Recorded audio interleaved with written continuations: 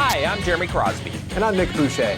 We're your hosts for the program that's all about your city, Talking Fitchburg. Every weekday, we pull together the news, events, and information you need to stay on top of what's happening in the city of Fitchburg. Find Talking Fitchburg on cable TV, Roku, Amazon Fire, Apple TV, and our live stream on the web. Plus, you can find all our headlines and stories on Facebook, YouTube, and our video on demand service. This is your city. Keep up with Talking Fitchburg and the issues affecting you and your neighbors. Want to know what's happening in your city? Get Notify Me messages from the City of Fitchburg. Visit fitchburgwi.gov on your computer or mobile device and select the big Notify Me button on the left. Enter your email and/or phone number, whichever is best for you to get notifications. Scroll down the list and select all the topics you're interested in to receive email or text messages about. You'll be notified every time one of your topics is updated. Sign up for Notify Me, one more way to keep up with your Fitchburg government.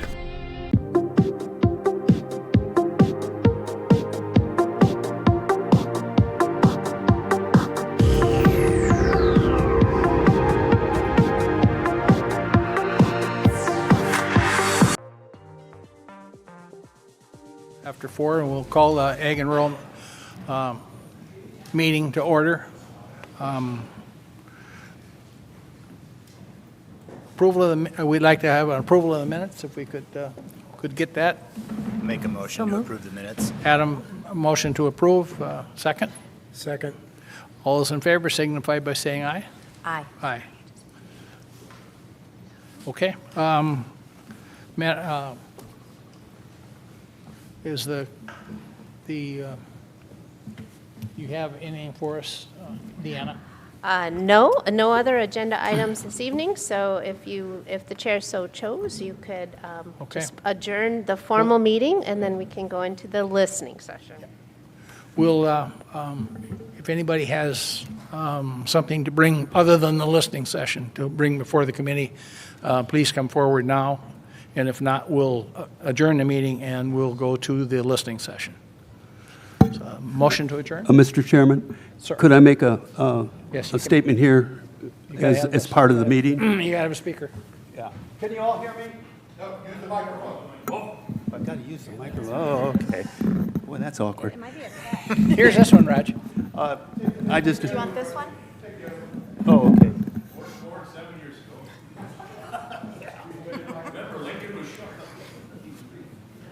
Am I on? Okay, good. Okay. For some of you people that know me, I'm Roger Cohey, and I've been a part of this committee for 20 years. And today I had an experience that I wanted to pass on with you. I've been up at the Capitol all day. I just got back. And I've been part of a delegation representing Dane County Farm Bureau. It's a Farm Bureau function, and the function itself is for agricultural farmers, businessmen, to be up at the Capitol up there and learn what's going on legislative-wise with the state, and more importantly, with agriculture. There are about 400 of us there today, and we had several presentations, and then we walked from the Monona Terrace up to the Capitol. This year, to promote agriculture, there was a sprayer, 90-foot boom sprayer there on display. Also in the veranda, all around the veranda, there were small booths that were talking about different parts of the of agriculture. And idea is to educate our legislators about what is going on and how important agriculture is to our state. Well, we got to a room and we had the delegation in there from Greene County, from Dane County, and we had the representatives from the senators, or from the representatives from each one of our areas. And this is where we could voice some of our concerns about the legislative actions that are going on relating to us. One of the things that I wanted to point out to you that I thought might be interested to you folks here is they have an initiative called Agriculture Road Improvement Project. Last year, and Sean, you know about this, last year the state allocated $150 million for road improvement in rural area. That money was to go towards improving bridges with weight limits, to improve roads that had limits on it, so that instead of having to take a half a load of grain to your farm, you could carry a full load. Those types of things. Out of that 150, they had 92 different projects that came in that affected, that were completed or done, or in the process of being done. That involved 15 million tons of product that goes over our roads and that could be identified to that project doing it. There's over $12 million worth of ag products that are done, we produce. And so it was very important that I thought to know about this project, because our roads in Fitchburg are really relatively pretty good. I know that. There are some areas where we might be applied to a grant, but you get out of this area, you get up north, and it's a real problem. Well, with all of these applications that were turned down last year because we didn't have the money, for some reason or other, the governor has appropriated only $50,000 or $50 million. We lobbied today to take that $50 million and increase it to $150 million, equaling last year. In talking to some of the legislators up there, I got a feeling that it looks like it might be pretty good, but we'll have to wait and see. But hopefully the budget will be revised to put another $100 million in there. The other thing that I wanted to touch base with you on was one of the things that the farmers have, and we have in this area, is a labor situation in some respects. And believe it or not, one of the things in the state is finding drivers for their trucks.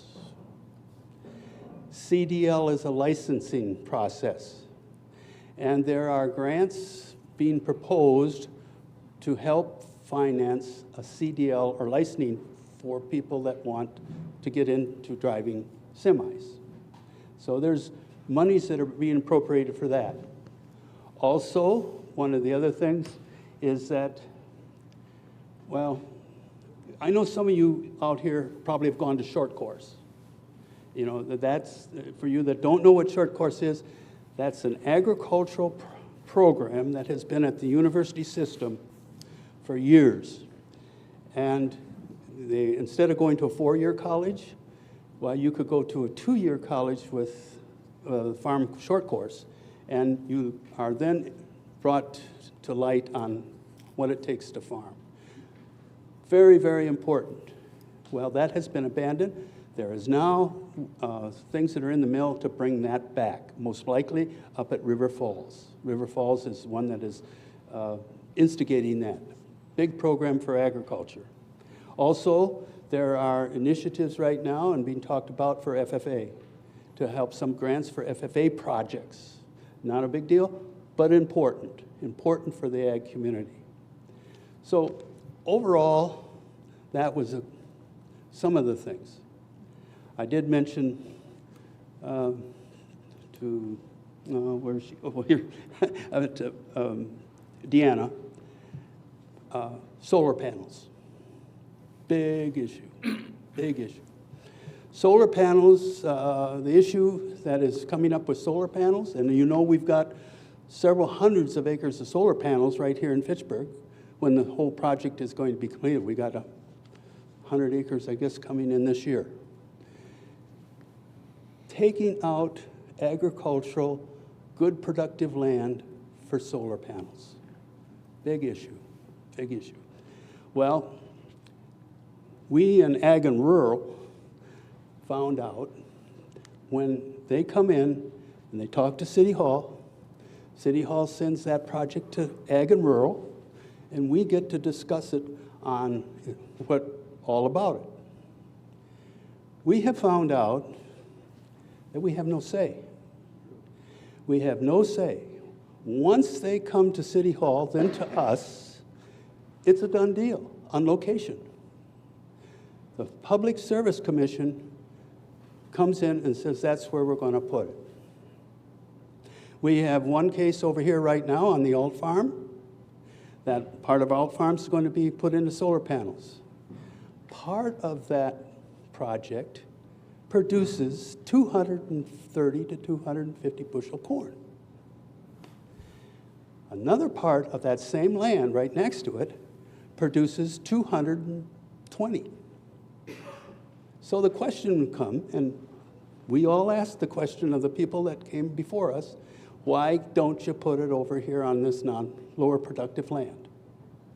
Come to find out, up there today, other people had asked that same question.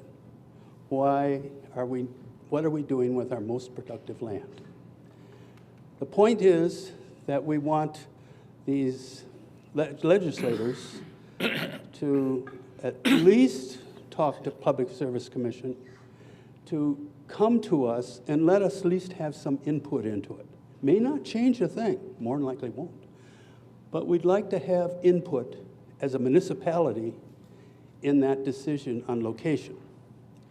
Now, once they make the location, so you know what's going on out here, once they make that location and okay, you got to do it, what do we have to say? And Deanna, you can correct me if I'm wrong on this, but we can have to say on where they're going to enter it. Where's the driveway going to be? Where's it going to be? And that's a traffic issue. The other thing is what about fire or other emergency vehicles that have to get in there? Now, the Alt Farm's going to have a whole battery of electrical batteries type deals. And that's what they're doing with solar now is they're storing it. The electricity is now being stored.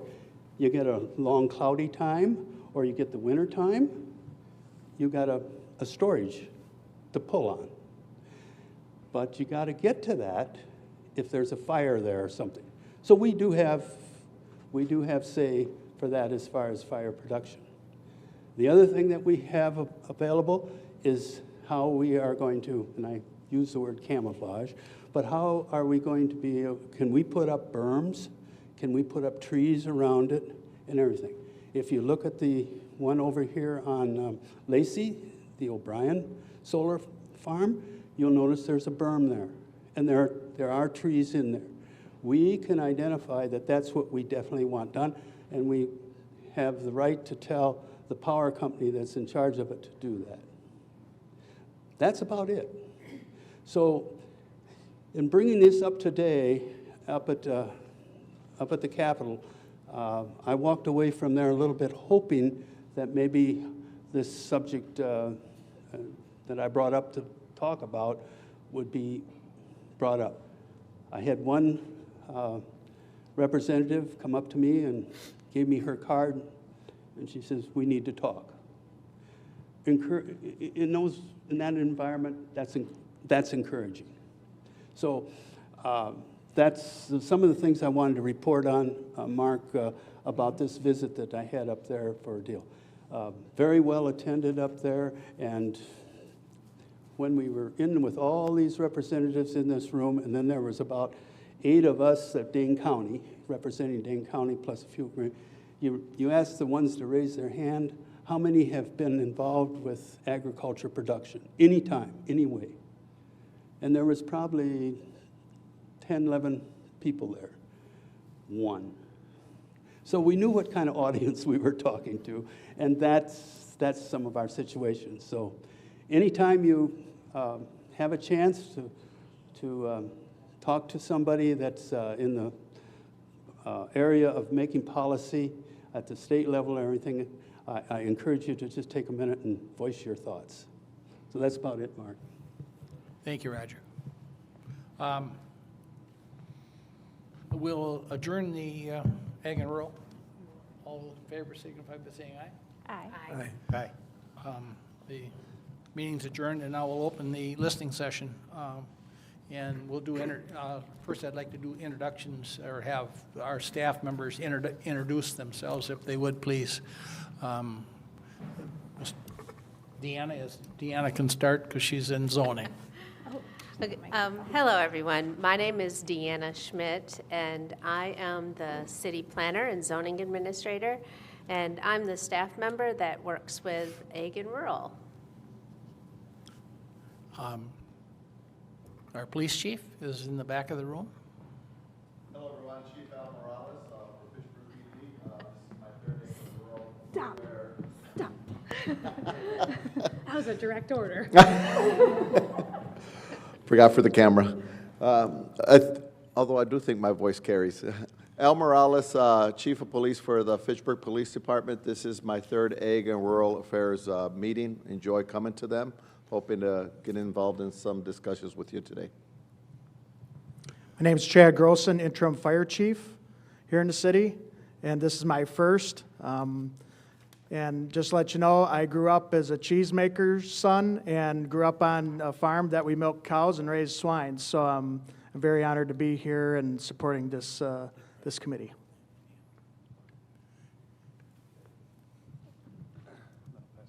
I'm Chris Leitz, the city assessor here in Fitchburg. I've been here now for a couple years, 3 years now just about, or I guess a little over 2 years. This is my second time here.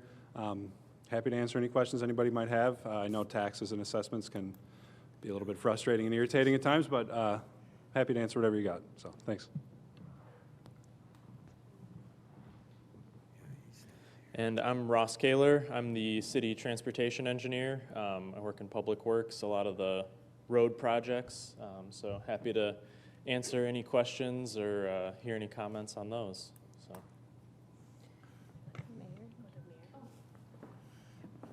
Hi, everyone. I am Julia Ratafrat. I am the mayor of the city, and welcome. I'm happy here to hear more about what are your needs, concerns, and how we can help. I think that covers all the staff. Yep, there we go. Hi, I'm Bill Jetzer. I'm an alder in District 2, so that's here but north. And lastly, my name is Nicole Vafadari. I'm your alder in District 4, and I also sit on the Rural and Ag Committee. Nice to meet you. There's one person that's not here that should be introduced, and we have in the back out there, there's some notices on that. We have a new alder that will be our representative. There's information on him back there, who he is and what he is, and I encourage you to pick it up. So anytime that we have any issues at all, certainly Ag and Rural Committee is an outlet for you, but more importantly, our alders are important to be involved in the issues that you want to bring up. Who are you? Oh, I'm me. Oh, I'm Raj Coe. Okay, thank you. If the Ag and Rural Committee could introduce themselves, please. Yeah. These work. Can you hear me? I'm George Broman, 5th generation. We're on Seminole Highway. Adam Guile. I think I'm having my first Ag and Rural Affairs anniversary tonight. Ooh. Cool. Mark Jones, I'm chair of the Ag and Rural. Amy Johanning, I'm 5th generation on Kane Road. In the 5th generation in the Ag community, I should say.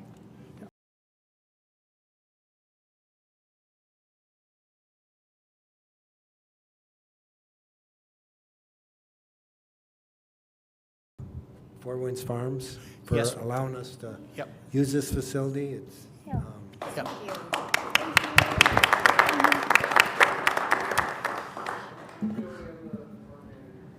Okay.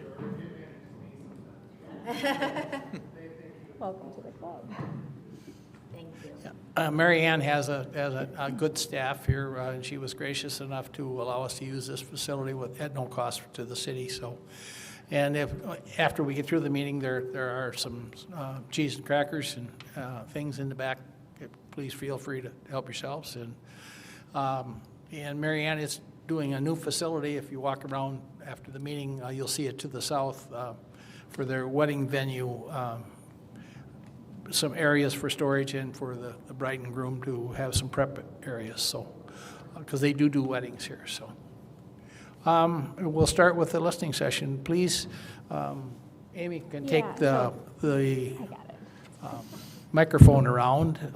If you don't mind just waiting to talk until you have the microphone, because in the years past we've had some issues with people not being able to hear. So, I'll just run around. Yeah. So, don't be shy. Just anybody got any subject they'd like? I'm happy to.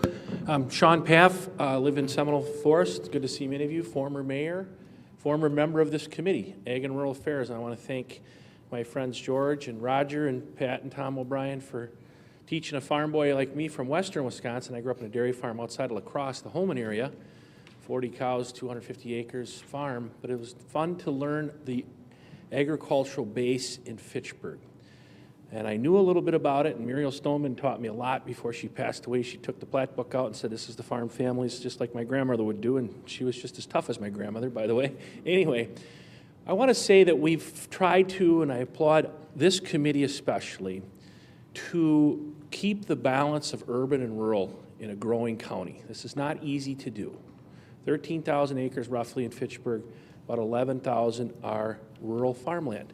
To Roger's point, there are rural corridors here where a lot of stuff moves. In the spring and the fall, there isn't maybe as much dairy as there used to be, but that's the case all over the state.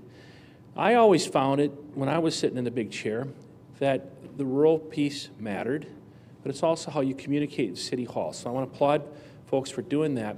But I also think that to keep the city growing and to keep it balanced, this committee has a role and a responsibility to do that, but also we can't be afraid of growth. And I guess my point, Mr. Chair, is I'm not saying you develop everything, but I do think with now post-mayorhood, I do some work in the state capitol, as Roger mentioned. I do some lobbying work for some agricultural groups, so thank you, Roger, for coming down today.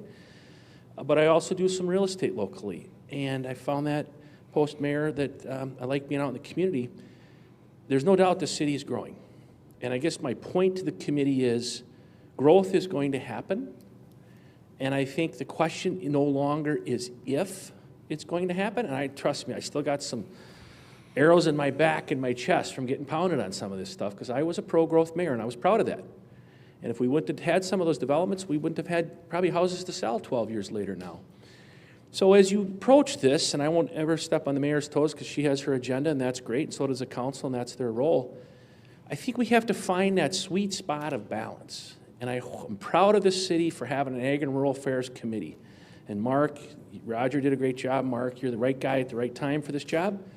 We have to find that balance. So I ask you moving forward, the question no longer is if we're going to grow, it's how and when. People are moving to Dane County. This is where the jobs are. We're blessed in Fitchburg. When I first sat in that chair in 2011, there were 23,000 people. Now there's 34, Julie? 35,000. You know, you can probably blame me for all the growth. But anyway, I say that jokingly, but also seriously. So thank you to the rural families here. Thank you to that. I grew up in one of those back home. My parents' farm is just 20 minutes, 25 minutes outside of La Crosse in a growing school district. So my parents maybe aren't seeing the pressure on their farm, but you go over, especially where I'm from, you go over two little bluffs and hills in western Wisconsin, it's coming from Holman, and Holman roughly grows at the same rate that Verona is growing. So I take to the committee, I know Nicole and I have had this conversation, I urge growth, but also keep the balance there. I think we need to move forward with things because home prices are not going down, and the reason for that is, you know, a simple supply and demand. We just don't have enough. Buyers are coming. So anyway, thank you, and that would be what I would like to put on the record for the committee. So thank you.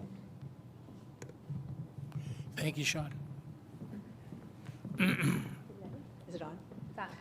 Hi, I'm Courtney Odorico. I am currently a member of the advisory committee for the Greenfield Neighborhood Plan, and I'd like to sort of talk about that concept of balance and the importance of the agricultural community here.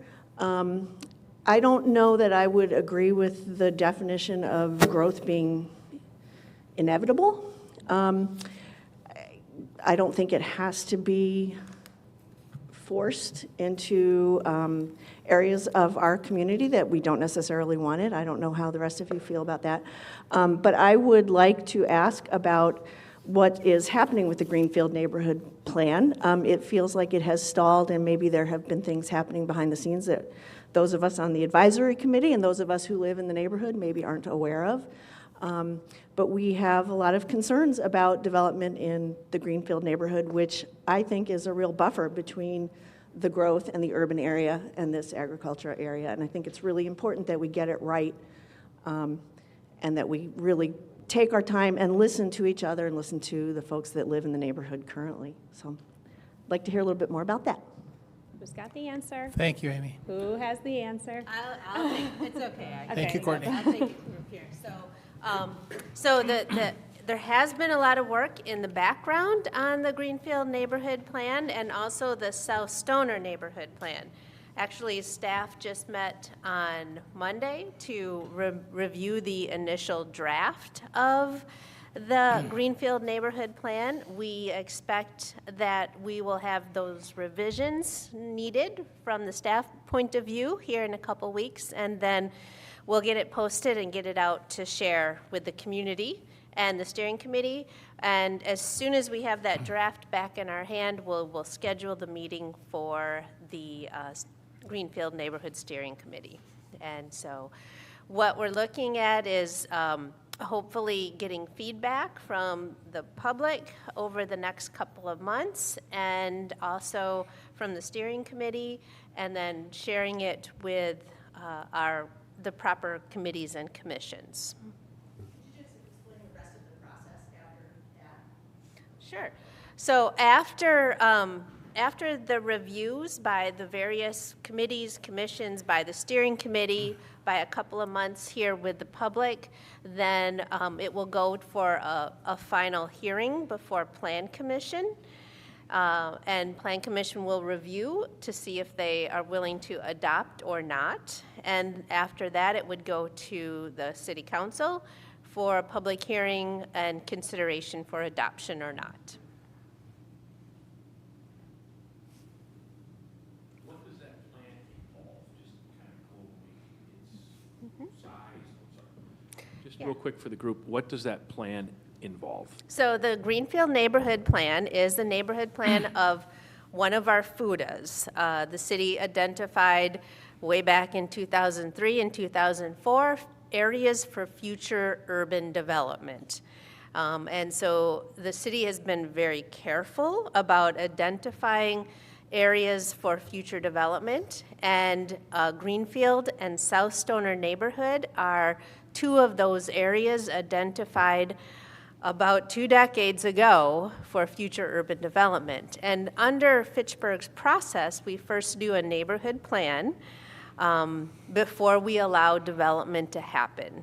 And that neighborhood plan, in particular, Greenfield shows where future roads could go, the future land uses, the types of land uses, the types of housing or businesses and where that would go.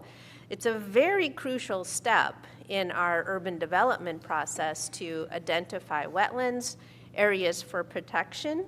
We've done something very interesting in the Greenfield Neighborhood Plan. We've identified some areas as agrihoods so that we can protect agriculture even within that urban area. Does that answer your question? Any other questions? Somebody's got to have a question out there. Amy. Hold on, sorry.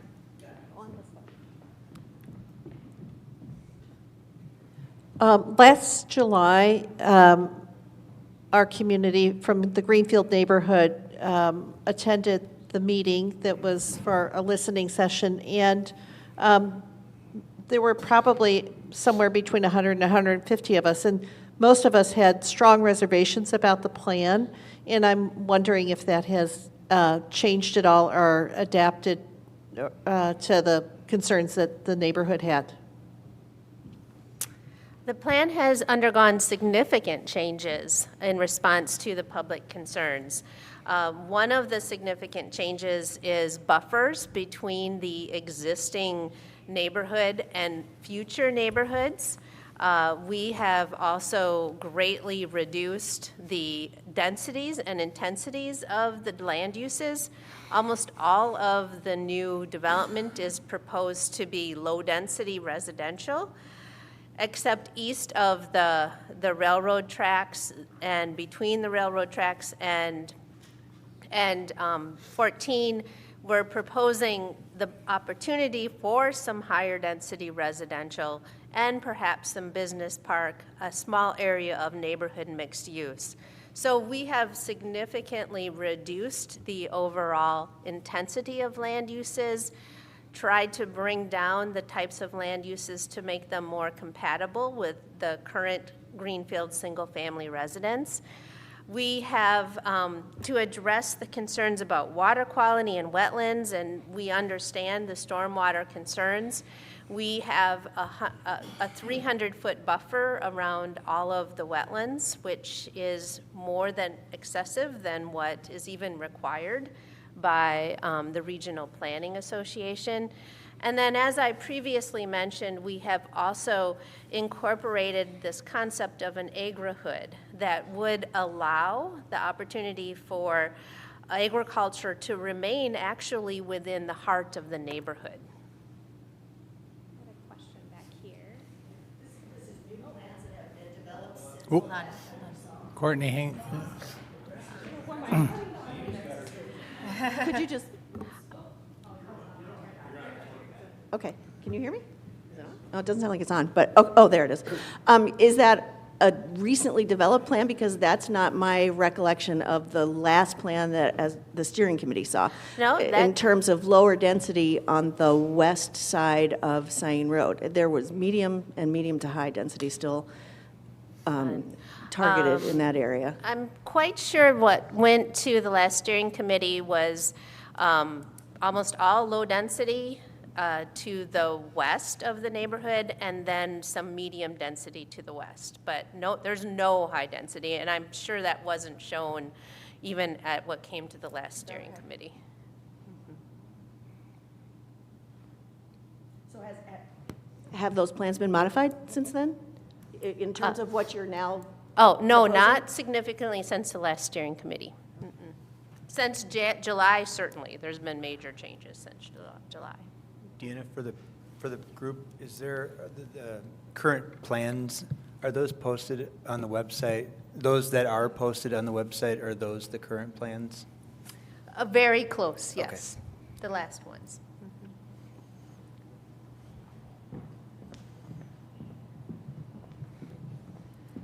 Third time's a charm. Yeah, I'm Elizabeth Thompson. I'm also on the Greenfield Neighborhood Plan Committee. My question isn't regarding that, although I do want to mention that there's a lot of documents on the neighborhood plan page of the website for under the Greenfield Neighborhood Plan, including a memo that was written by city staff that is detailed and answers a lot of the questions that was put forward via a petition by 80-some residents of Greenfield and also the McGaw neighborhood. So I would encourage you, if you've not read that memo, please read that memo, particularly before you come to the next steering committee meeting, so that you have the answers and so that you can also approach city staff if you have additional questions, maybe even before that time. My question is about,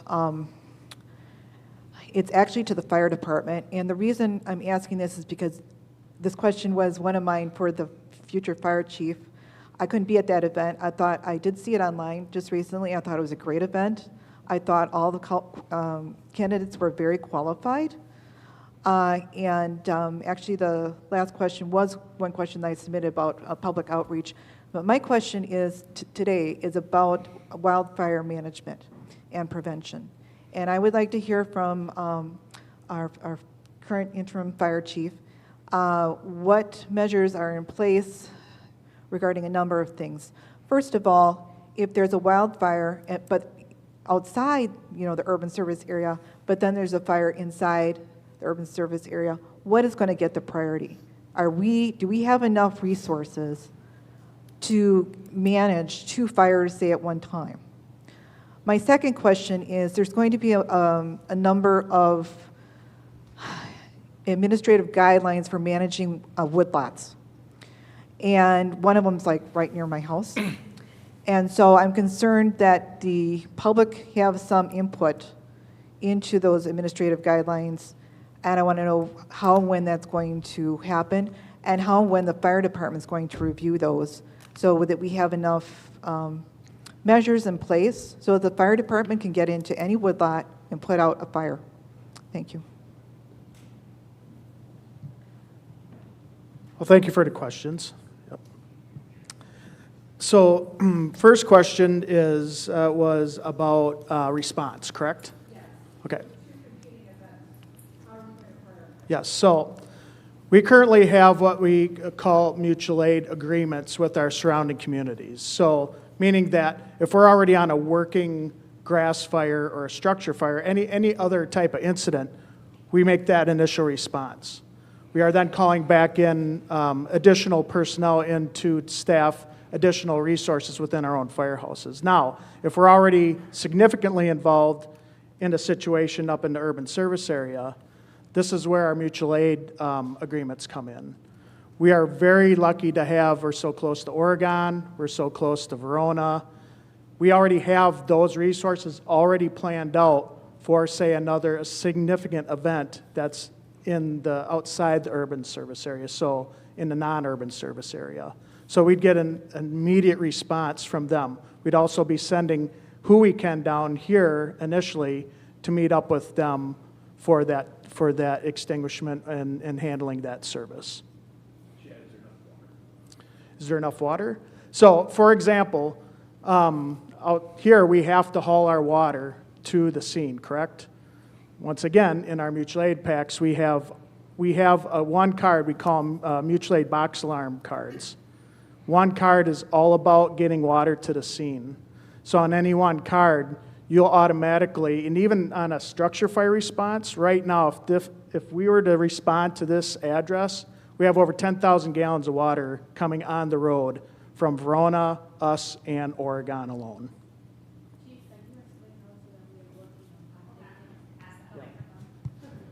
Chief, can you explain that we are also updating the emergency plan too? Emergency plan. As far as for emergency management? Yeah. Yep, so there we're looking at, and it kind of, I think, will dovetail off your question of what resources are we planning in these areas as far as additional resources and working with other staff, like the woodland lots, for example. When it comes to these woodland lots, we work very closely with our forester, our city forester, as far as management. Now, we do not go out and do any burning. We just don't have the staff like we used to in the past to go out and do these controlled burns. So a lot of that is working with the city forester and the city parks department on managing that. So they're more than likely going to contract that out to an environmental firm that has the appropriate staff that are trained, the appropriate equipment to go out and manage that. The only time we'll respond is if things really go wrong, they call 911 and we're responding. But as far as building up our emergency management plan, once again, you're right, we are in the process of a new fire chief, emergency management director, but our battalion chief, Rob Kunze, who's our interim emergency manager, is doing a great job on building up our ordinance and getting that passed, that if it really goes south here, so to say, with a multitude of larger incidents, what we do is then, when we overexceed that, then we contact Dane County Emergency Management.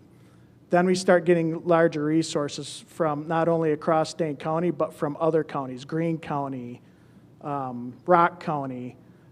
We can get Evansville up Highway 14 pretty quickly. So it's not just about our resources right around the city of Fitchburg. We've also extended those resources in that planning out to Same with Brooklyn. Brooklyn's right on the border with Dane County, Greene County. Well, we have Albany coming up on, if it gets big enough. We have units coming, also other units coming out of Rock County. So it's a much larger response then. It's just that we recognize that, we make that call faster than we normally would on any typical response, and those resources are already coming. We already have that all pre-planned out. But as far as management, we're not as involved with that management. If we're asked, we'll absolutely help out what we can, but we are more prepared and at the response for any emergency, where the city's been working with more ecological companies on the management of the woodland areas like you were asking about. Yeah, no, I was concerned with things like that. Yep. Thank you for your detailed answer. I was concerned about things with these woodlots. You know, there's houses that are usually around them. And I was concerned about maybe that there needs to be some official kind of separation in terms of hundreds of feet of cleared land between where the woodlot is and where the houses are, so there's a fire break. And so that you guys can get then in there easily with resources. Yeah, and I agree with you, and that was one of the things that I also wanted to bring up was, you're right, we need to get into some of these areas, especially if you live quite a ways off a municipal road. We got to have the access into these areas. I can tell you we have the resources. Not every big truck's going to get off the road. We talked about the access, and you're right. Our Fitchburg roads are very well maintained, and we give huge respect to our Public Works Department for that. But a lot of times we get onto some of these private driveways. That's where we will not take our heavy apparatus off. We just responded to a fire down in the southeast corner here last weekend where they got off the road, they got off the blacktop, and the front end of the engine sunk into the ground. So we had to have a tow truck come out and help get it out. We do have brush trucks. We do have a UTV that we can load up with water. Once again, we only have one of each of those, but we get Oregon here very quickly. We can get Verona here very quickly. Oregon has 2 brush trucks. We have those resources that are already planned, that when we ask for them, we have more resources on the road faster than we ever have in the past. Now, as far as the buffering and that's where we'd probably work more with the forester. We can look up what they do out west as far as those buffers when it comes to, that we call it our wildland urban interface type of information. We can definitely look that up to see what the guidelines are, what it is for that buffer, but we'd be giving it to the property owner as a guideline to help out with those buffers, because we can't come in on your private property and do anything, but we can definitely provide information. But we'd be working with our forester too in Public Works on that. But no, great questions, and it has been a concern here. We just lifted our own city burn ban here just today. We understand that some individuals have to be able to maintain their properties, and sometimes when it comes to natural prairies and that, you have to burn it off. We understand that. So if you have any questions, please feel free to contact the fire department, and we'll go through it step by step with you.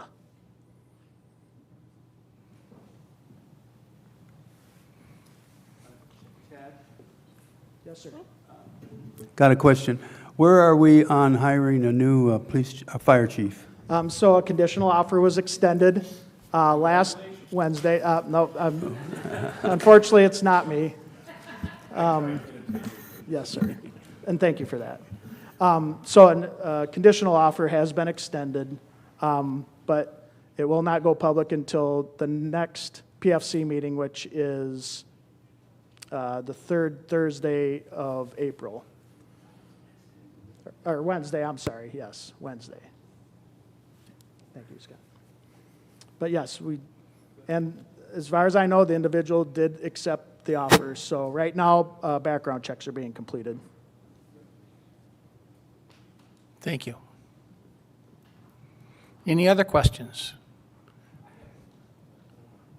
Sean? I'd love to have the police chief come up. And Chief, Fitchburg has a unique, every department has a unique policing style. I mean, you have neighborhoods up in Jamestown, and you got rural neighborhoods. And how do you collaborate in the rural areas with Dane County Sheriff? And just some of the trade secrets of how you guys patrol rural Fitchburg would be interesting to hear.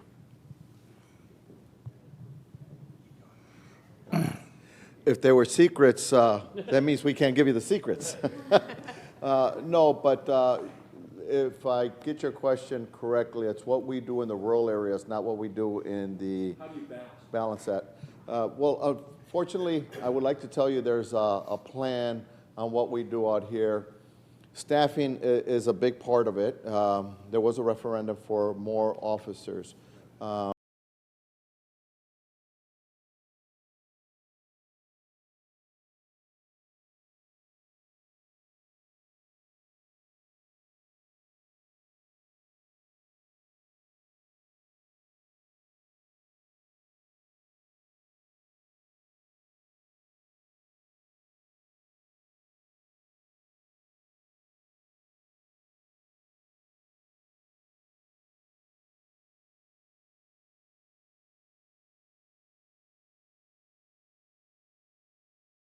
The management of those complexes, sometimes the ownership of those apartment buildings, to also address, there was an incident that occurred here, they're starting to escalate, what can you do on behalf of your building to help reduce the chances of this happening again?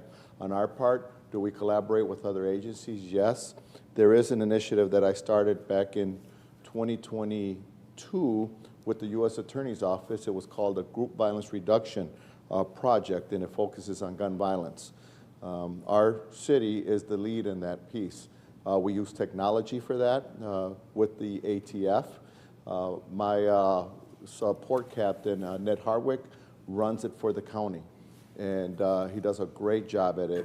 We work closely with the ATF, and we were one of the leaders in bringing in gun cases to the U.S. Attorney's Office. I think we even beat the city of Madison. But it's a team effort, and what I mean by that is we're taking the lead on using the technology. You'll hear me talk a lot about technology in the upcoming year in meetings on how we're hoping to use technology to help us with our policing strategy, since we don't have the resources coming.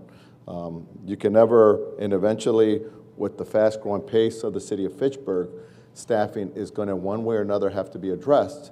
But what can we do in the meantime? Certain things that we can do to help the rural area. The good thing is not many problems are happening out here. We do try to get out here during our downtime and do traffic. But this would be an area also that we can use technology. There are a number of different things that we want to bring in with the new police facility that's going to be going up. I projected groundbreaking is going to be September of this year. And we've been doing a lot of studying on how we can use technology to help us. That also comes with a cost. So we're trying to identify the best ways to introduce that. We do have a plan, and we hope that that develops throughout the year. That's our project, is how are we going to deal with our staffing? How are we going to deal with, how can we bring technology to help part of our staffing problems? And how do we move forward helping some of those pieces? My first meeting here at Ag and Rural, I did not realize, and it was brought up earlier, where's the gentleman? It was brought up earlier. What are some of the big issues over here? It's a lot of traffic, a lot of heavy speeding that goes through here. Again, as I stated, we deal with that very similar to how we deal with the North End problems. How can we handle some of that together as a group? I understand that there's certain times of the year where the big machinery, farming machinery, is being utilized to harvest. What can we do during those times to help with the campaign, use other city services to campaign? You know, you're going to start seeing more of this big machinery out here in the rural side roads. Be careful, reduce it, maybe some more visibility by us during those times. Obviously, we can also set initiatives on times that crops are being are picked, or whenever you're using those big machinery, because you also have to do it to spread the seed and some of the other things that is way beyond my education and farming. But yes, we can work on initiatives, do projects, messaging, and things of that nature to help with the traffic. And what I often say about traffic, it's we have an initiative right now on stop signs, right? You've seen that publicly. But what are some of the other messages? A lot of your traffic issues are occurring during certain times of the day, right? Beginning, is it people going to work or is it kids going to school? And vice versa in the evening. Is it people coming home from work or is it people, kids coming home from school? Where you send those messages can also play a role. And I will tell you this, that the people that are violating the speeding laws are people that we all know. They're people from the community. And so one of the things can be pushed, and oftentimes it's pushed on the shoulders of law enforcement, but it takes a village. We can all help on passing that message. We can all work together on reducing some of those issues, and we're always happy to have those meetings, especially separate from this, where we can really focus on solving the problems on how we can reduce some of the things or mitigate some of the issues that are having in your community.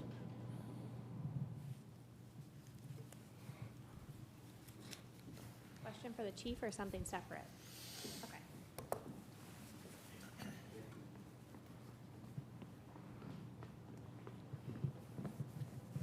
Hi, I'm Amy Stager. I currently live in District 4. This is my first time attending this meeting. I grew up on a 120-acre farm at the end of Fish Hatchery Road, and so I'm very passionate about agricultural and rural affairs. I want to first thank city staff, city leadership, and particularly this committee for holding this event tonight, because holding sessions where we can provide our feedback and listen in an open exchange is really essential to moving projects forward effectively and cooperatively. So thank you for responding to some of the requests that have gone out. It's very much appreciated. Next, I want to thank those in the room who are operating farms or are involved in the agricultural space in some way. Producing food is essential for us in our community, and so the work that you do day in and day out is something that we should all be grateful for, but I particularly want to express my gratitude to you for that. Sorry, I'm a little nervous. Woo! And then the last piece is that when I think about the character of Fitchburg, when I really think about what defines our community, I think about the open spaces. I think about the scenery we have, the livestock we see, the stars we're able to see in the sky because we don't have light pollution, the sunsets we observe, and I just think about the landscapes. And what I know about land is there's a lot of pressure for development. And I understand the needs for that due to population growth, but also, once we develop land, we can't get it back.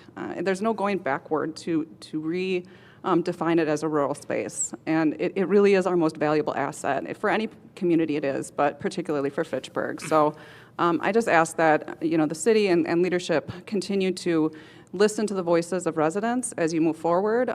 Think about environmental sensitivities, think about traffic impacts, think about safety, think about noise pollution as construction is happening and what impacts that can have, and continue to work cooperatively as we move forward. So thank you guys for your time. It's appreciated. Great name, mine too. Nice to meet you. Any other questions from the group? I have some questions that were given to me by people that were not able to be here tonight. So I will, if the group is done, and that may lead to some more questions. Mike? Good afternoon. I appreciate being able to be heard here. I know that recently we voted down a referendum, and now I hear from people that you are trying to rip me off for the vehicles I own at $40 a crack, which means that I personally am going to be paying another $240 a year because I have hot rods. This is wrong. The money that you guys are looking for, you shouldn't be going after the car people to get it. What about the bike people? We're paying for all of these bike trails. They aren't paying for it except for in our taxes. They pay nothing for the transportation part, zero. And we pay a lot of money in this city to put bicycles out front. That should not happen.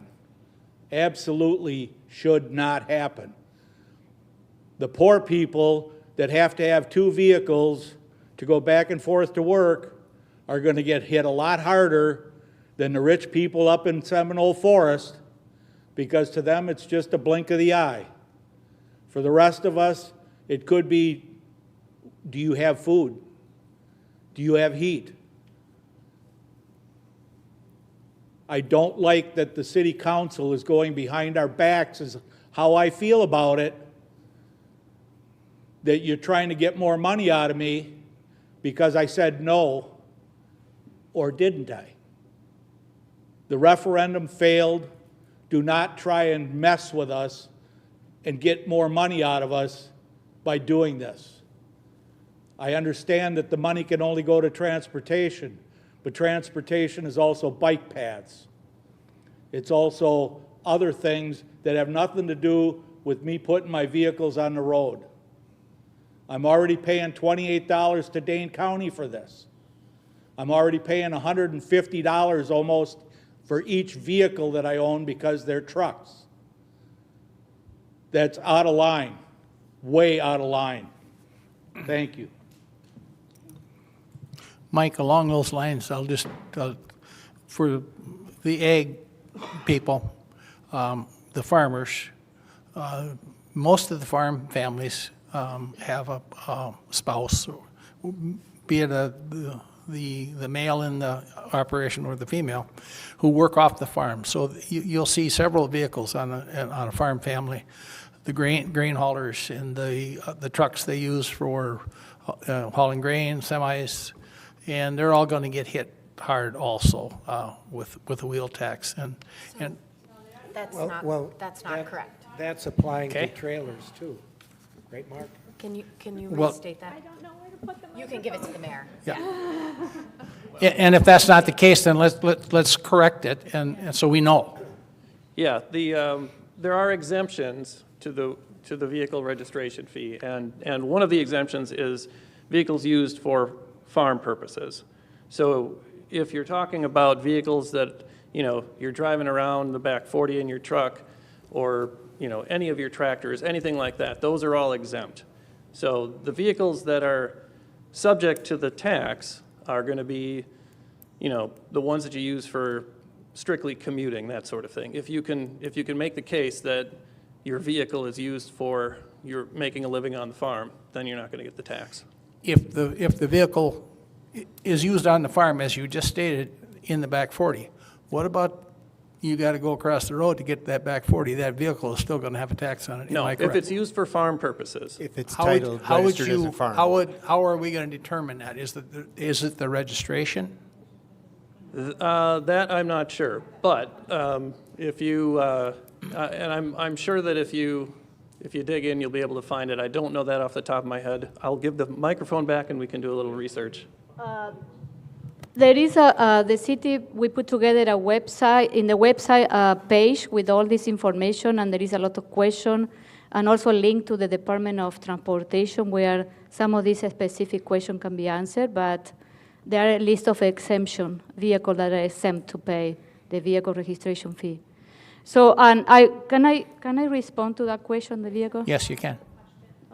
There's also a question about dual-purpose farm plates already, so, okay. I don't know the detail about that. So regarding the vehicle registration fee, I understand that this is a very, very difficult decision, and we know that is, some of you are going to be very upset why we are doing this. The referendum failed in November, yes, it's true, but the needs are still there, and the needs are going to grow and get worse. What we try, the council have been discussing for a long time in the summit of 2023 about other sources of revenue to cover some of the expenses or the future expenses of the city for the growth. And one of them was the referendum. The referendum failed, and since November, the Common Council and city staff, we have discussing, okay, what are the other sources that we can get some revenue? And in January, this January, the council member, there was a committee of the whole meeting that for 2 hours discussed some other alternative revenue. And the council feel comfortable about that. The vehicle registration fee was one of another source of revenue to collect this additional income to cover some of the transportation fund. So this is what I decided to move forward with the resolution. So the council have the opportunity in April 8 to discuss. So we need to have a discussion. Common Council can say, you know what? No, it's fine. But at least we are still in a democracy, and we need to decide if we are going to move forward with this or no. One of the, as I mentioned, if this is approved, we are going to collect around $1 million.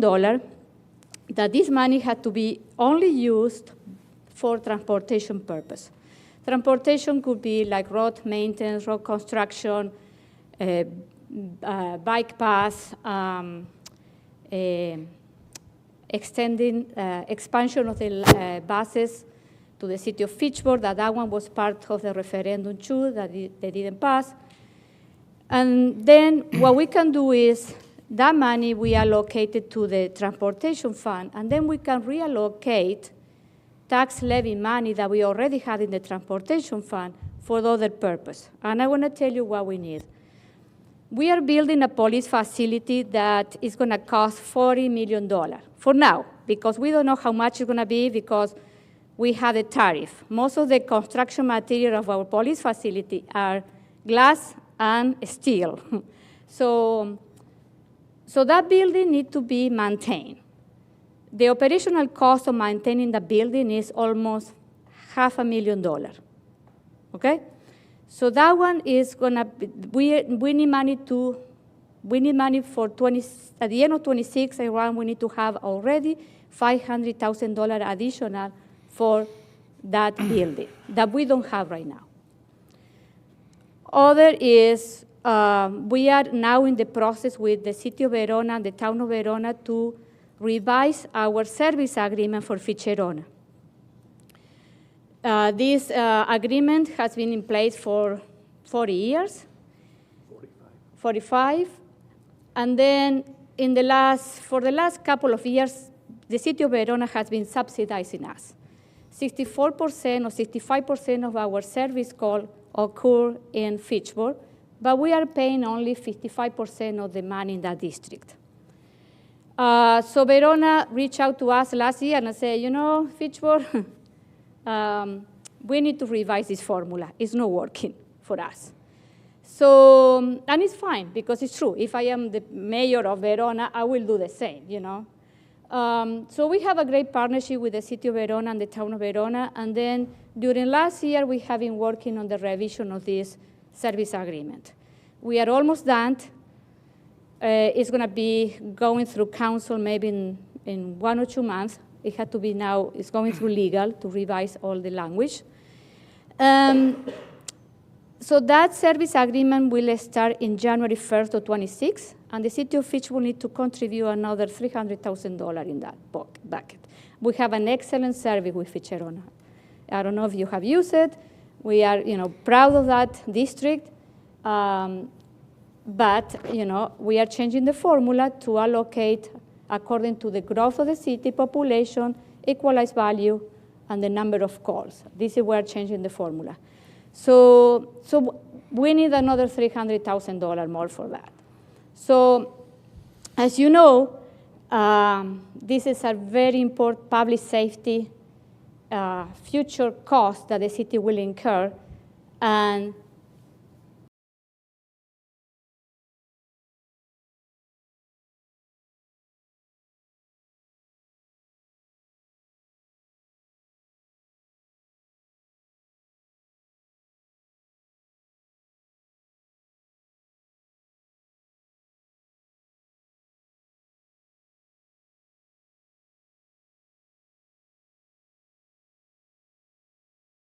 services.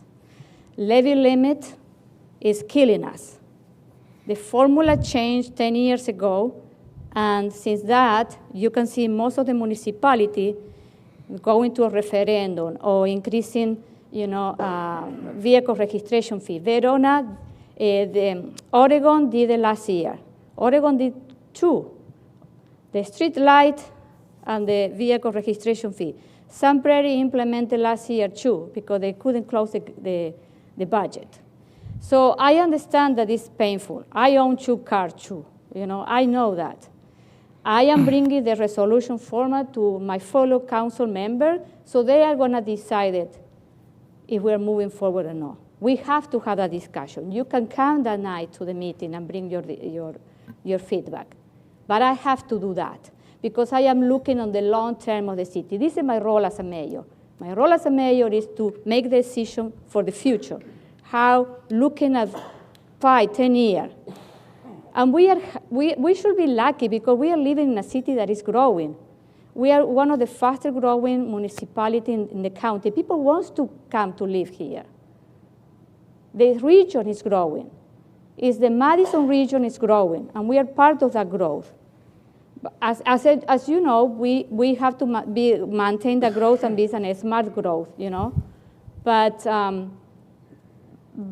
this is the situation we are right now. I know it's painful. I understand your concern, but I also need to understand to look at the city hall, because if this vehicle registration fee is not approved in September, when I had to put together the budget, I would have to make even more difficult decision that I don't want to make right now. So, Mayor, so that's it. If I may, just to kind of add on to that point, and then I think I saw a hand up here. So as an alder, my job for all of you is to represent your wants and needs, right, at council. And I have shared with some of my colleagues, with Mayor, that on this point, I'm a little bit torn, right? We did run a referendum, and it failed, clearly, right? And at the end of the day, it's much similar to how I run a business or how you run your farm, right? You cannot spend money you do not have, right? So I would ask, number one, any opinions that you have, please share them with me, even if they're very loud, even if they're very passionate. I'm a passionate, loud lady. I won't get scared off by anything. The second piece I would ask is that you tell me, what would you not fund? And I mean that very seriously, because at the end of the day, right, and it doesn't need to be, out loud here. If you want to share that, I'm totally fine with it. But for example, I think it helps us get into the nuances. So for example, I asked that, and someone in my own neighborhood said, don't fund the teen center. We shouldn't be spending money on a teen center when we can't afford to build a police station. And I said, that's super fair. We are not funding a teen center, period. Then someone in my neighborhood brought up, you should put in sidewalks. My kid can't walk to school safely because the speeding on Osmondson is really intense. I live on Osmondson, so I was like, hard agree. But I said, hey, actually sidewalks are funded 50-50 between the city and the property owners. And it's actually your own neighbors who 10 years ago were like, do not put sidewalks in my neighborhood, right? It's not that these aren't fair comments and fair feedback. It's that there's some confusion, for number one. And number two, like, this is what we're supposed to be doing as neighbors, having these conversations with each other and saying, like, why don't you put sidewalks in my neighborhood? Well, because it's actually not the city saying no, it's your own neighbors saying, I won't pay for sidewalks, right? So I guess my point is, if you are for or against it, if you are against it, I would love to understand what you would like to cut in city services to replace that. Because at the end of the day, I've done a ride-along with our local police officers, and they jump across like 20 different emergencies all at one time. And it is clear if you go in their facilities, they don't have a big enough space. That is a non-question in my mind. We need to build this police station, and we need to build it now because who knows how much money things will cost when Tariff Wharf starts spinning off, right? We need to build it now. It's irresponsible to not know how we're going to pay for it. I run my own business. I don't invest in something I don't know how to pay for tomorrow and the next day and the next day. So the thing I would ask is, it would be super helpful if you are saying, I don't want this wheel tax, totally fair. What would you cut, and what would you take a reduction in city services? Would you take fewer parks? Would you take slower response times in emergencies? Or are there things that, like, if you're a finance professional and you're like, hey, you should think about X, Y, and Z, please feel free to share that, because I think what is hard is when there are statements made of like, cut this, but then don't develop here. Well, we're kind of cutting ourselves off at the knees sometimes. And so if you have creative ideas or specific areas, please add those to your feedback, because it's helpful for me as an alder. To the mayor's point, if we don't have a wheel tax in September, we need to make hard choices. We will not be going bankrupt or not paying our bills. That is not how I will associate my name and not how I know you will. So things will get cut, and I need to know what you would like to cut from that point. I have two people lined up here. Roger also is wanted just a comment. Patrick Cheney, I live in District 3. On the same topic, the less than majority favored the referendum. The majority said no on that. This is an interesting, different approach for the wheel tax, because the public was asked about the referendum, and even though there's an election next week, the wheel tax is not being asked as a referendum question at the election. The council will decide this. I did look at the project page. I saw some of the examples of what the wheel tax could be used on. I did not see the word bike. I believe it had bus on there and some other example things. It did say the word transit, and I'm wondering if transit is a way of meaning bikes without saying bikes. I feel that this wheel tax is being taxed on the vehicles, the cars and the trucks that are licensed that have to pay the wheel tax. And I'm wondering if it might be slightly, maybe more agreeable if the council could specify clearly, explicitly, that the money brought in, this $1 million annually for the wheel tax, would be exclusively, specifically used for the benefit of the cars and trucks that drive on the roads. For many years, the council has discussed, we're constantly falling behind on our road maintenance. So if this $1 million a year could be explicitly spent on road maintenance, maybe it would be a little more palatable. And I'm wondering if the council might want to amend the wheel tax proposal to include that.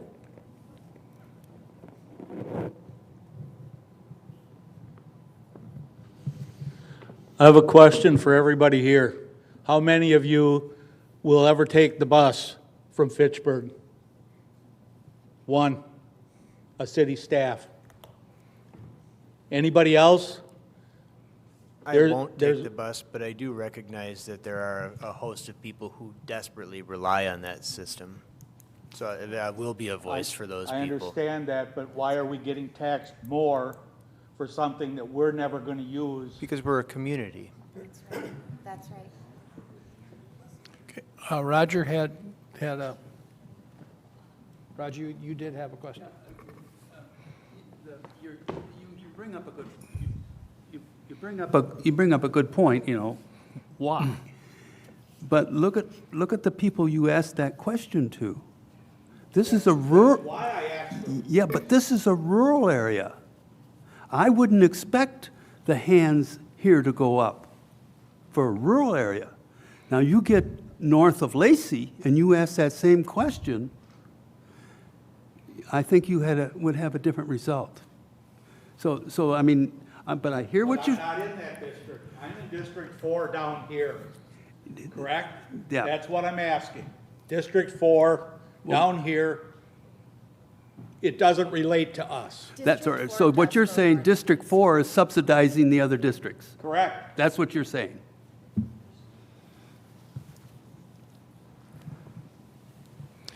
All right, so I was able to pull up the FAQ on the vehicle registration fee, and the following are the exemptions, okay?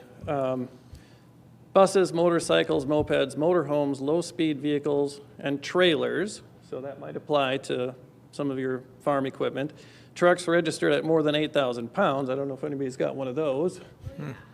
Okay. Got to haul the horses, right? Farm trucks and dual-purpose farm trucks. So, there you go.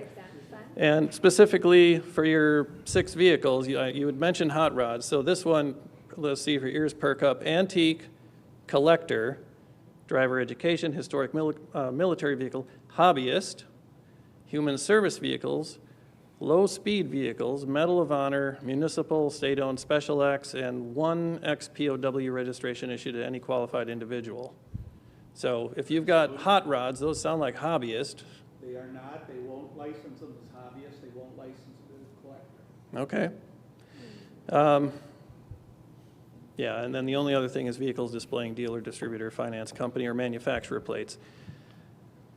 A couple more things I just wanted to state. The Wisconsin DOT estimates that more than 40% of Fitchburg residents don't drive. So if you subtract out the 0 to 15 crowd, that leaves about 30% of people of driving age in the city who don't drive. So I personally want to expand transit within the city because 3 out of 10 people, as Adam mentioned, desperately rely on the bus. And you know, taxes collected within the city pay for everything within the city, right? So if you live in North Fish Hatchery Road, those taxes pay for the roads out here just like your taxes pay for the roads up there.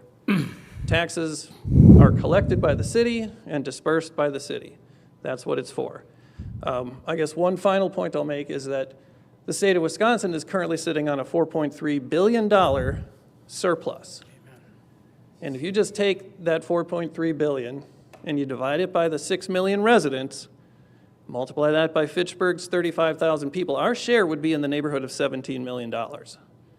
So contact your state representatives and say, hey, why are we having to pay an extra $1,000 4 years from now on our property taxes because the school needed the extra money? Why is our city going to referendum? Why is our city, you know, trying to pass a vehicle registration fee?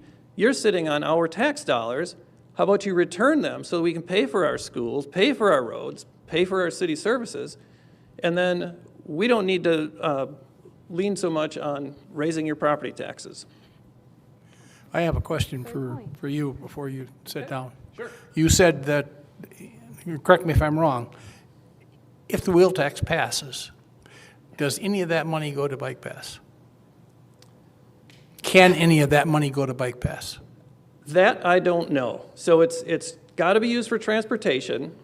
So roads and, you know, certainly road construction and maintenance. And the extension of the line 65 and 75. Transit extension, yes. It can be used for public transit. Signage included in that?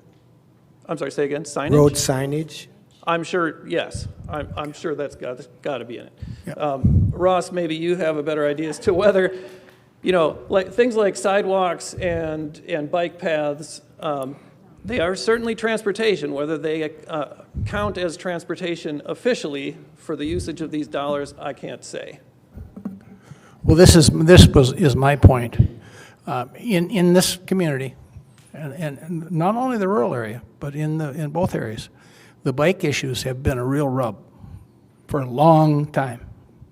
I go back 50 years in volunteering in this community, for all the way from the town board, and there's not many here that served on the town board. I think I'm the only one. And it was a subject even then. Why can't we include a license and a tax, that tax on the bikes? It They don't do as much damage to the roads, but I'm going to tell you what, it would go a long ways towards healing that wound that's been there for a long time.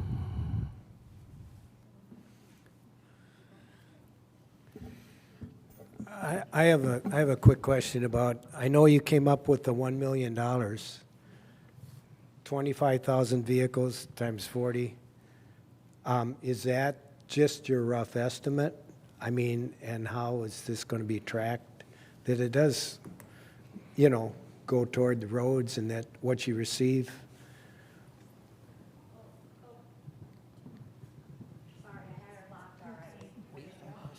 So the money is collected by the Department of Transportation. When everyone registers the car, they're going to collect the $40. They're going to charge a fee for management fee, and then they're going to send the money to the city like quarterly, I think so. So you're saying it's going to go to the DOT and then come back to Fitchburg? Yeah, because they are the one collected the money. When you go and register your car online or in person, there's going to be another, for Dane County, there is a $28. So that's different than like the stormwater fee that we pay? Yeah, the stormwater fee is coming through your utility bill, but this fee is collected by the DOT, and then every 3 months, they send us, like a check and say, this is what we collected in these 3 months. This is how it works. The city is not going to collect the money. This is how it works. Yeah. George, it's basically when you renew your driver's license, it's $103 for the state. As Mike said, I don't know what they charge you at Dane County, Mike, it's $40. It's all that postcard you get in the mail. And that's so the DOT gathers that, and then they send it out to the municipality. So Dane County's doing the same thing as well. Sean, it's not your driver's license, it's your driver's plates. It's your plates. So mine expires in September of '25. So if this, maybe won't go in September of '25, but if you're January of '26, you'll get the $110 or whatever the final state number is. If you decide to be an organ donor, you do all that stuff. Specialized plates, Dane County, City of Fitchburg, if the council chooses that. My question, since I got the mic, maybe to Nicole or Julie or Bill, April 8th is a listening session.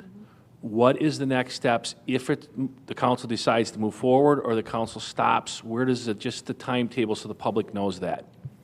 Okay, if the council approve this on April 8th, we need to send a notification to the Wisconsin Department of Transportation, and we need to wait for 90 days to, what they call, public notice for 90 days. And then it's going to, starting on August 1st of 25 is when this vehicle registration will be, starting for all of us. If you need to register your car, your driver plates in August, you will have to pay the $40. If you do have opinions and ideas before that, please share them. Like, I think the bike license and tax was something that I was not hearing in my community, and I think it's a really good one to bring up. So please do share any of that ahead if you can. By all means, you have every right to share it that night too. But if you have any good ideas like that, please share them ahead. Well, if I want to make clear, because I'm the one that brought that up, the vehicle tax, or wheel tax on the vehicles, of course, the bike tax would be, license and tax would be much less. But, just fair being fair, because maybe half, because you only got 2 wheels, so whatever.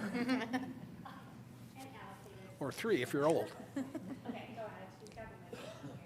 Yeah, so we've had a few discussions about the concerns about the Greenfield neighborhood wanting to stay rural, that we have a real appreciation for the natural beauty of Fitchburg, that sort of thing.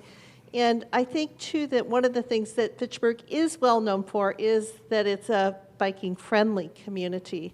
And as someone that really appreciates that, I'm willing to pay my fair share for whatever that means. you know, I don't necessarily need fancy bike paths per se, but like I've noticed, one thing that the city of Fitchburg has done is like on hills that they try to carve out a little bit more of a shoulder so that it's safer for those of us that are bikers, which is probably a cheaper way to do that. But because there are a lot of rural roads, that keeping those roads safe for bikers, you know, again, it's another one of those quality of life things that for those of us that can commute by bicycle, we're lucky and grateful. So anyway, whatever that costs to kind of help maintain bike paths and not take away from, you know, the necessity of people to use their cars as well, I'm supportive of that. I think that's a great point, that, you know, the transportation funds can probably be used for highway purposes, and that would almost undoubtedly include road widening. So where you have an 11-foot wide travel lane, expanding that to a 15-foot wide lane, which includes a 4-foot bike lane and your 11-foot wide travel lane, fundamentally changes the safety of our community. We have a very large non-sedentary commuter population here, bicycles. We also live, most of our community travels the Ironman route, so we have a lot of triathletes that train on our roadways. And personally, there's not much more that I hate than having to like slow down on the highway to wait for a group of cyclists who are sharing the same 11-foot lane as me. So I would greatly appreciate for bikes to have their own place on a roadway. And I do agree that you're probably right in a dedicated bike path separate from the roadway is probably exponentially more expensive than an addition to the traveled roadway. Thank you. Along those same lines, they need to be a little longer. Some of for the older people here, they dump you back into the traffic pretty quick. And, you know, another 20 feet when you get over that hill would give you a better chance. So just to kind of piggyback off of what you just said and what we've been saying about the Ironman route, I think the main road we're all talking about here is Wayland Road. One of them. Right. Kane also. Yes, that's totally fair. But for Wayland Road, we do have a project in the works this year that I'm finalizing design for and talking to property owners to basically finish off all of those wider shoulders on Wayland Road and make it continuous from Fish Hatchery to Fitchrona. So hopefully it will solve that, you know, cutting back in right after the hill issue that you're talking about. Well, another point along those lines, you know, with the bike traffic. On painted, correct me if I'm wrong, but on painted roads, you are supposed to ride single file and go to single file so people can get around you. On unpainted roads in the rural area, you're allowed to spread out. And I believe that's written that way. That would be part of state law that I would need to look up, but bicyclists are allowed to take a full lane and treat themselves as vehicle traffic. It is obviously courteous to, you know, get over and allow cars that are faster traffic to pass, just like if you're in a, you know, farm implement that can't go 40 miles an hour on Wayland Road. They must have changed the law, because the law did, on a painted road, you were supposed to single file if a car came behind you. Other than that, then you could take up the lane, but if a car comes behind you, you were supposed to single file on painted roads. Right, single file, yes. Yes. Yeah. I believe I was still correct on that. Yeah. Yes. Just a point, we only have another 25 minutes, so. I just Googled, and I don't know how accurate the AI response is, but it says that wheel tax revenue cannot be used to build bike trails. I suspect it can be used to build roads with wider shoulders and possibly even painted bike lanes, but not bike-only facilities. That is not, yeah. Okay, thank you very much for that. Yeah. I guess I would just also say that I do appreciate the wider shoulders, and getting here on my bike today was a bit hairy because I had to take Fish Hatchery Road or Adams Road. Adams Road has no shoulders whatsoever. Fish Hatchery Road has some shoulders, but it's also got 50-mile-per-hour traffic, which means 60-mile-per-hour traffic. True. And, you know, there are people within the city, like I said, 40% don't drive. Some fraction of those people rely not only on the bus, but on bikes to get them where they need to go. A very small license and a very small wheel tax on bikes would go a long ways towards healing that wound. I'll say that again. Yeah.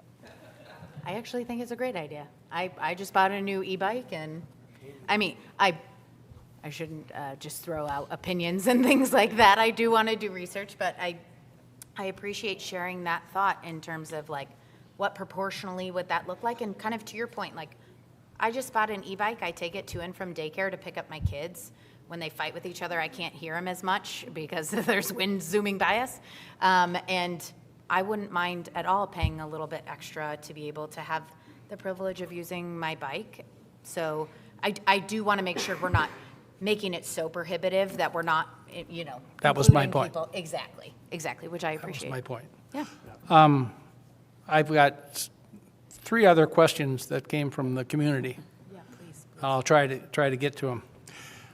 2 years ago, this committee brought a petition to the city for a, and Deanna, help me with the verbiage on that, for a, An amendment to the well ordinance that would allow the the replacement of an existing well on an agricultural lot, even though that lot was accessible to city water.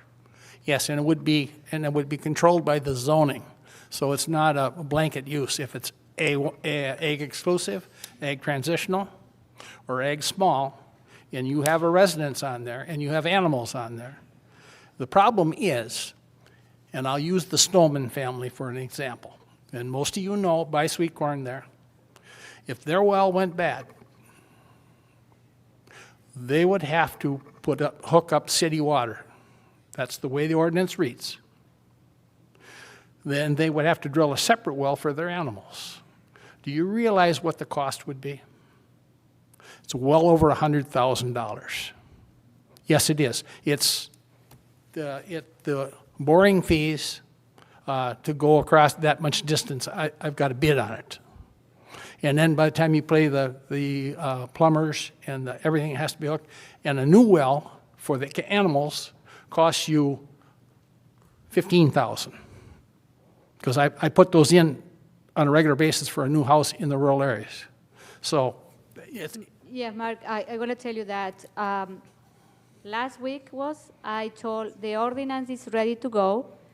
So I told Diana to move forward the ordinance to be discussed in the Ag and Rural Affairs Committee, and then the council will decide it.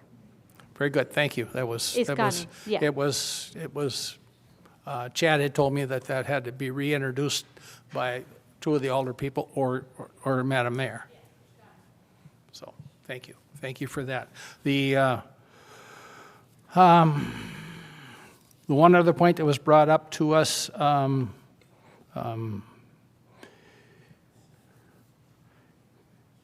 is the zoning staff and the development staff working with any of the landowners in the north part of the city that have a lot of open space? We do have quite a bit of open space in the north part of the city. And it's on city water, it's on city sewer, it has decent roads for handling transportation, and it has bus service in a lot of the area. But some of the developers are being a little stubborn or greedy or however you want to term it, and holding out for a higher price. Developers who are landowners, both. and I can personally speak to two. And I realize that's a difficult thing to do, is to reach out to those and try to work with those people or encourage them to put the growth there versus urban sprawl. And face it, folks, when you take the rural area, that's urban sprawl. You're paving over it. That isn't. There's many ways of terming it. It's urban sprawl. So one of the things that we are working is, is how to, we have a lot of infill land. But also, as you mentioned, there are some of the landowners, they don't want to sell, or they are asking like crazy amount of money.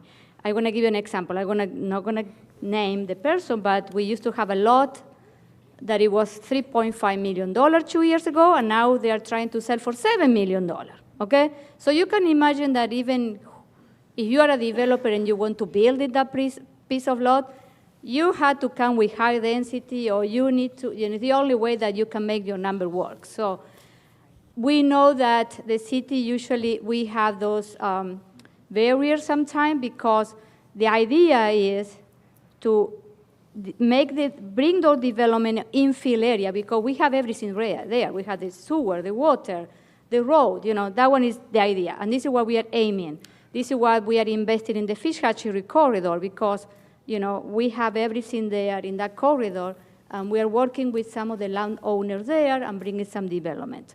When you mentioned the north part, what is specific in north part of the city? Well, the downtown area. Downtown, where is downtown? We don't have a downtown market. Yes, you do. Uptown, you call it uptown. Uptown. There's a lot of land there. Yeah, there are some discussion there. Diana can you provide the information, Diana, because you know more. I can. Actually, there are some things there at the Lacey interchange. There is a lot of agricultural land in that area. Staff is reviewing a master plan for the northern part, just to the north of Lacey. So the landowners are moving towards development. It's a slow process. It's an old farm family too, and they're going through a process to go through to change that land. But staff is reviewing a master plan for that overall area. Staff is also working with Avante and UW Hospitals on a project just south of Lacey on East Sherrill. So things are starting to move. We met with a group yesterday in our regular development team meeting that's interested in a couple of different parcels in this northern part, more infill. I know that it doesn't seem like it's much happening in the background, out in the front, but staff meets regularly with developers. We have a great economic development team, I'll just throw that out there too, that are constantly reaching out to the development community to find opportunities.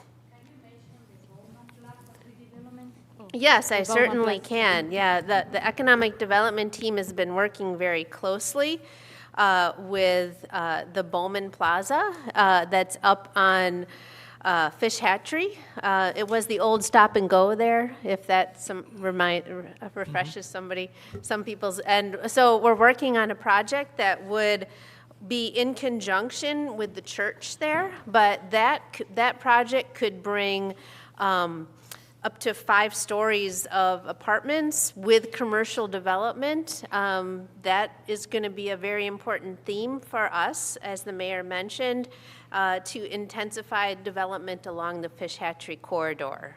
So I know that it might not seem like a whole lot's happening, but there is at the background. Happy to sit down with any of you to kind of talk about some of the projects that we expect to come forward. Thank you, Deanna. Along those same lines with zoning, because it's zoning specific, the folks to the north of us, as I call it, the nemesis to the north, City of Madison, because, those of us who have a lot of history, Madam Mayor, when we incorporated, there are still a few people there that haven't forgiven us. And I can introduce you to some of them if you'd like me to. Anyway, have we looked at possibly some of the bigger lots, creating 2 lots? It would take a zoning change. It would be a big difference, but we've got some really big lots in the city of Madison. They're doing accessory housing in the back. And I just attended contractor training on that subject, so I'm quite well versed on it. But have we looked at some of that as far as infill? Yeah, staff certainly recognizes, and this has been something that the mayor has communicated that is a priority for her too. Staff recognizes that we have a dated zoning ordinance, that there's a need to look at the potential for ADUs or accessory dwelling units, and looking at how we can perhaps subdivide larger lots even within the urban service area. It's something that staff's working on. We just don't have it quite right at this point. Okay, well, good. My question was, are we looking at it? Yes. And thank you very Definitely. much for that, because I think there's some real opportunities there if you, and the last thing I have on my list, and we'll move Chris up here to put him on the hot spot if he's still here. The state of Wisconsin has some programs for the woodland, and we talked about woodlots. But they exclude the small woodlots, the 5 acres and above. And as one of your former people who were not here when you were here, Chris, so told me if you have a 5-acre parcel and you want less taxes on it, you just cut the woods down and make it cropland. And that was told to me in the lobby of the city hall. No longer with us, don't worry. That assistant assessor is no longer with us, thank you. But that's the attitude. Is there any way we as a city can do something to help those, to save those? We have a tree committee. Are they looking at those small parcels, and what can we do to help the agriculture? I know they pay a little less tax if they're adjoined to ag-exclusive land. But what can we do as a city to encourage some of those smaller tree lots to be saved? Oh, all the way to the front. All right. I thought you'd never call on me, Mark. No, so that's a great question. And I think part of that gets to, each assessor or appraiser, what have you, is, looks at things maybe a little bit differently. And so the way I see something might be different than the way, any other appraiser might see it in terms of what that highest and best use of that property is. Now, if you have a 5-acre parcel and it's zoned residential, for example, I'm talking ag. Just ag parcels? Yep. Then, okay. I can't think of any off the top of my head, but generally, if it's conjoined to ag, or if it's a separate parcel that it's tied to ag land, then we would value it at half of what we would our normal forest land. Now, and I stated that. Sure. But what can we as a city do to encourage that? Because on my farm, you and I stood and looked at the 5-acre parcel. Mm-hmm. Well, I guess I'm not sure how to answer that. I mean, from like my role is to value things as they would sell in the market, essentially. And so for a smaller forest lot, that would mean if there's a sale of a smaller lot like that and we find that our values are too high, we would lower them. The problem is that some of those parcels don't move all that often. But it's certainly something that we can take a look at in our office, and it's something that we do every year. We review the ag parcels and then the conjoining. Most of them don't move because they're not accessible. Sure. They're not accessible. Sure, and that's another thing. I mean, we can certainly scrub through our records and see if there's something that's not accessible. We want to reflect that in our data. So if there's no way to get to it, it's not valueless, but it has a very small amount of value in comparison to maybe a residential wooded lot, for example. Yeah, I understand that. Just half of your wood even at half to a parcel that you can't get a crop off unless you harvest your wood, of which Deanna has told me that's not allowable under ag zoning. And it wouldn't be, even from an assessment perspective, it wouldn't be valued that way either, but. So anyway, that's something I'd like. Sure. I mean, we are a unique city, okay? You're saying it would not be valued as a crop? So timber gets assessed a little bit differently than like, your typical productive corn, soybeans, what have you. Timber gets valued a little bit differently, and usually those would have to be, like you said, larger sites, but, yeah. Yeah, it's, if they're not accessible, I don't know what we can do, but the income from that, with the exception of harvesting the wood, which is going to happen every 25 years, roughly, and there's not a lot of income from that parcel, unless you fence it and pasture it. Then that falls under the... then it would fall under ag, right? Yeah, so anyway, just a thought. For sure, yeah. It's one of those, when I worked in Janesville, we didn't have a ton of ag. Well, we had some ag, but not nearly as much as we have here, and that's one of the things that drew me here. So I hear you loud and clear. Mr. Hanley. Good afternoon. Chiming in, so we had some of our waterways, our erosion control lines, which have trees on them, taxed as forest land. Now, if we cut them down, which I'm all about doing, I'm good with that, but now we lose our erosion control. I don't want the trees there because they take up land, but I have to have the trees there to prevent erosion. That's a problem. Okay, we have just a short time left, and I want to take... Mark, we've got something. Okay. Yes, I have a question on when you talk about woods, and it's been bothering us for some time. We own a farm right next door here, 270 acres. 210 is work land. Some of the wooded land is taxed way higher. It's not, there ain't a decent tree on the whole works. And then one of the things they said, well, there could be a house put on it. Well, it's on the back end of 160 acres. Well, you can't put a road that far. No. Now, just because it can't be used to grow a crop on, why are we paying way higher tax on that 20-acre parcel? There are some state programs available, but they come with strings too, as everything you get from the state. Everything you get from the state comes with a lot of strings. There's no rhyme or reason why land you can't, there's no rhyme or reason why land you can't crop should pay higher tax than just farmland. And I'm not complaining about farmland tax either, because we'd have been out of business if it wouldn't have been for farmland assessment. Amen there.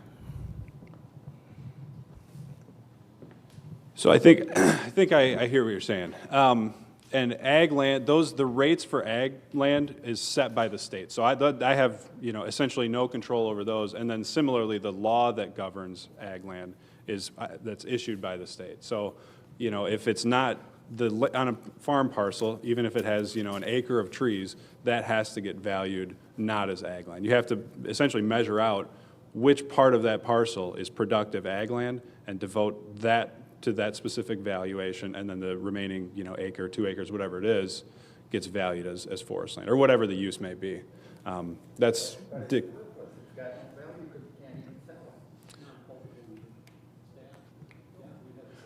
Sure, and this is specific state statute that I have to follow. So it's not that it's, it might feel valueless in some ways, but it does, any tract of land has inherent value. But if you have a specific parcel, like I guess this would apply to anybody. If you have something, any questions on your specific parcel, it's hard to wrap my head around it without taking a look at it. So give me a call, email me, whatever. I'm Please happy to chat. go.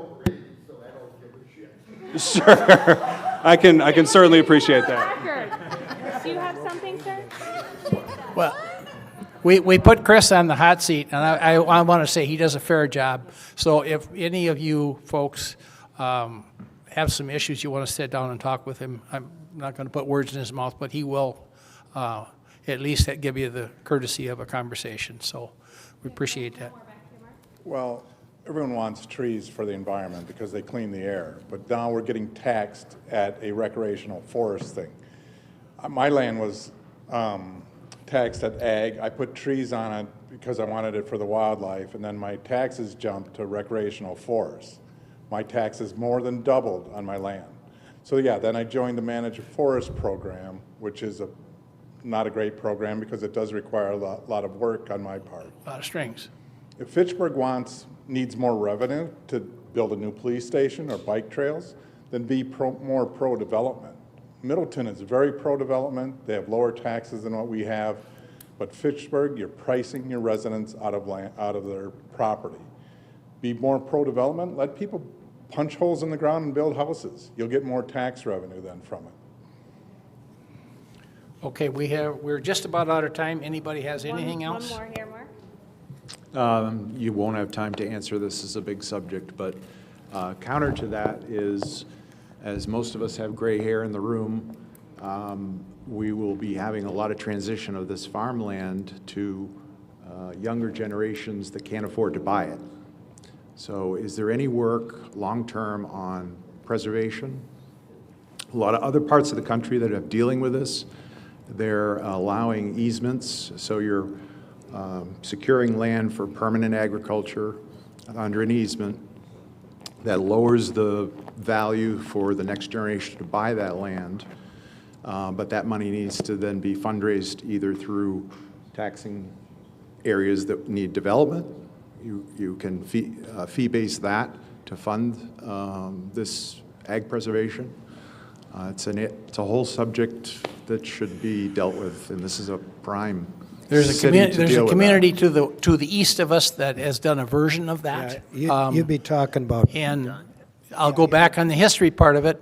When we were looking at becoming a city, which we didn't think we would get. It was just a fruit deal that we ended up a city. One of the things we looked at was following the same program the town of Dunn did. Okay, the other thing I want to mention is that this year we are going to start working also revising the comprehensive plan. And I think that feedback that you provide could be discussed when we're going through the comp plan revision, because I think that you're bringing some good point. But it could be part of the discussion, Deanna. Yes. You okay? Yes. So. Thank you, Madam Mayor and Deanna. Okay, we're out of time, folks. Before we adjourn, I want to thank everybody for coming and thank the staff and FACTv and the hosts again here from Four Winds Farms. It's a beautiful facility, and we're blessed to have it in our community. And thank you to all the people who attended. We really appreciate it. So thank you, and be sure and have some snacks in the back, and have a good night. Thank you. Thank you for coming.